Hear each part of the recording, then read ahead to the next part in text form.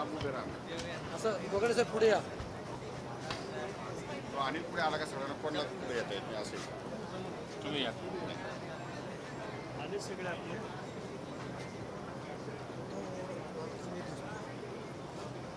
आपले देवाकडे उंची मागे सर. आज राष्ट्रवादी काँग्रेस पक्षाच्या वतीनं राष्ट्रवादीचे दिग्वंत राष्ट्रीय अध्यक्ष उपमुख्यमंत्री महाराष्ट्राचे लाडके नेते अजितदादा पवार यांना पद्मविभूषण मरणोत्तर पुरस्कार दिला जावा अशी मागणी सर्वच आमदारांनी आज राज्याचे मुख्यमंत्री आदरणीय देवेंद्रजी फडणवीस साहेब यांच्याकडे पत्राद्वारे केलेली आहे. हे पत्र आज आम्ही मुख्यमंत्री साहेबांना दिलेलं आहे. आपल्या राज्यामध्ये एक समिती आहे ज्याचे माननीय मंत्री रावळ साहेब हे प्रमुख आहेत आणि त्यांच्याकडून ही नावं केंद्र सरकारला सुचवली जातात. तर दादांचं महाराष्ट्रामध्ये जे काम होतं, महाराष्ट्राच्या जडणघडणीमध्ये आणि देशाच्याच एकंदर राजकीय पटलावरती दादांनी जे अतुलनीय असं योगदान दिलं होतं, त्या योगदानाचा आणि या महान नेत्याच्या स्मृतीला कृतज्ञतापूर्वक उचित असं अभिवादन करण्याच्या हेतूनं राष्ट्रवादी काँग्रेस पक्षाच्या सर्वच आमदारांनी, मग विधानसभेतील असतील, विधान परिषदेतील असतील, यांनी हे पत्र मुख्यमंत्री साहेबांकडे दिलेले आहे. राष्ट्रीय नेतृत्व म्हणून दादांची एक ओळख होती, त्यांची पक्ष संघटनेवर मजबूत अशी पकड होती. त्याचप्रमाणे प्रशासनावरती पकड असलेला एक नेता म्हणून महाराष्ट्रात दादांची ओळख होती. शेतकरी आणि सहकार क्षेत्रामध्ये दादांचं मोठ्या प्रमाणावर काम होतं, त्याच्यामध्ये त्यांचं मोठं योगदान होतं. आणि या महाराष्ट्रामध्ये जनकल्याणाच्या योजना आणण्यामध्ये सुद्धा दादांनी पुढाकार घेतला होता. तळागाळातील माणसांना या शासकीय योजनाचा लाभ मिळावा याच्यासाठी दादा नेहमीच आग्रही असायचे. अजितदादांचं अचानक जाणं हे एका युगाचा अंत झाल्यासारखे आहे आणि अशा महान लोकनेत्याच्या अथांग परिश्रमाचा, दूरदृष्टीचा आणि जनसेवेचा सर्वोच्च असा सन्मान होणं गरजेचं आहे. म्हणून आज राष्ट्रवादीच्या सर्वच आमदारांनी ही मागणी केलेली आहे आणि दादांना मरणोत्तर पद्मविभूषण पुरस्काराने सन्मानित व्हावं अशी आम्ही सगळ्यांनी आग्रही पद्धतीने मागणी केलेली आहे. त्याला मुख्यमंत्री साहेबांनी अतिशय सकारात्मक असा प्रतिसाद दिलेला आहे आणि आम्हाला सर्वांना खात्री आहे की राज्याकडून केंद्राकडं याची शिफारस होईल आणि लवकरच दादांना हा पुरस्कार मिळेल.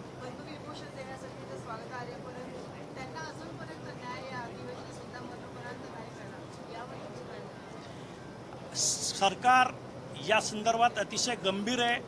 चौकशी चालू आहे. ज्या ज्या गोष्टी चौकशीच्या नेमल्या पाहिजेत त्या सर्व सरकारने केलेल्या आहेत.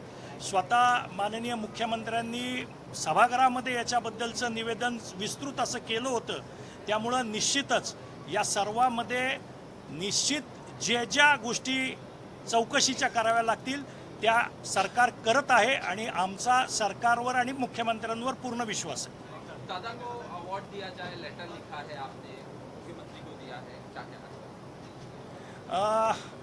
राष्ट्रवादी कांग्रेस पक्ष के राष्ट्रीय अध्यक्ष और स्वर्गीय अजितदादा पवार, इन्होंने महाराष्ट्र में जो लोगों के लिए काम किया था, राजकारण समाजकारण में और महाराष्ट्र के प्रगति में जो उनका योगदान था वो नज़र में लेते हुए हम सब राष्ट्रवादी के जितने भी विधायक हैं उन सबों ने आज राज्य के मुख्यमंत्री देवेंद्र जी फडणवीस साहब इनको एक पत्र दिया है जिसके अंदर हमने ये मांग की है कि अजित दादा का जो काम था, एक पार्टी के राष्ट्रीय नेता करके उन्होंने काम किया था, पक्ष संगठन के ऊपर उनका बहुत ही काम था और ये होने के बाद में भी महाराष्ट्र में जो भी प्रगति हुई है उसके अंदर उन्होंने बहुत सारा योगदान दिया है.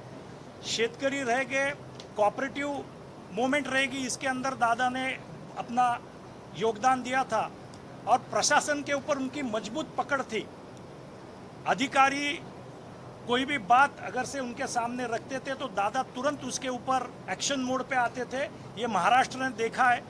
हालांकि 2 दिन जो बारिश हो रही थी तो पूरे सोशल मीडिया पे अजित दादा का एक चित्र भी आया था कि वो ऊपर वाले को कह रहे हैं कि मैं वापस जाता हूँ और ये पूरी आपत्ति निपटा के वापस आता हूँ। तो इतना लोगों के दिल में अजीत दादा के बारे में एक अपनापन है, तो ये इनका जो कार्य था उसका उचित ऐसा सम्मान होना चाहिए। इसके लिए हम सब ने मांग की है कि अजीत दादा को मरणोपरांत पद्म विभूषण पुरस्कार का सम्मान दिया जाए। कल मुख्यमंत्री मिसिंग लिंक के बारे में बात कर रहे थे। जब मिसिंग लिंक के बारे में बात करते हुए मुख्यमंत्री ने अपना नाम लिया और एकनाथ शिंदे जो डेप्यूटी सीएम है उनका नाम लिया, अजीत दादा का नाम नहीं लिया, उसको लेके नाराजगी है। आज हम लोग सिर्फ हमारे नेता दादा के बारे में आए हैं। आज पॉलिटिक्स की बात नहीं करेंगे। मरणोपरांत आप उन्हें पद्म विभूषण दे रहे हैं, परंतु उनको अभी तक का न्याय इस अधिवेशन में भी नहीं मिला। मी सांगितलं ना, आखरी निर्णय घेण्यात येईल बताइएगा। बोललो ना ताई त्याच्यावर. याची फोटो काढून दे.